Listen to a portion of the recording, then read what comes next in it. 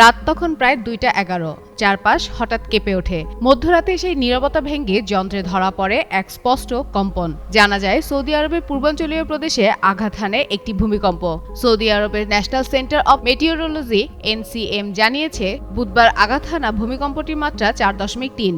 ভূমিকম্পটি সংঘটিত হয় সংযুক্ত আরব আমিরাতের সময় অনুযায়ী রাত 2টা 11 মিনিটে।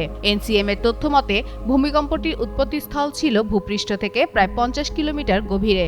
সংস্থাটি আরও জানায়, এই ভূমিকম্পের প্রভাব সংযুক্ত আরব আমিরাতে অনুভূত হয়নি এবং দেশটিতে কোনো ধরনের ক্ষয়ক্ষতি বা ঝুঁকি তৈরি করেনি। তবে উপকূলীয় অঞ্চলে সাম্প্রতিক সময়ে একাধিক ভূমিকম্পের ঘটনা উদ্বেগ বাড়াচ্ছে বলে মনে করছেন বিশ্লেষকরা। এর আগে চলতি বছরের এপ্রিলে একই মাত্রার একটি ভূমিকম্প আরব সাগরের সৌদি সীমান্তের কাছে আঘাত হানে, যার কম্পন সৌদি আরব ও সংযুক্ত আরব আমিরাত উভয় দেশেই অনুভূত হয়েছিল।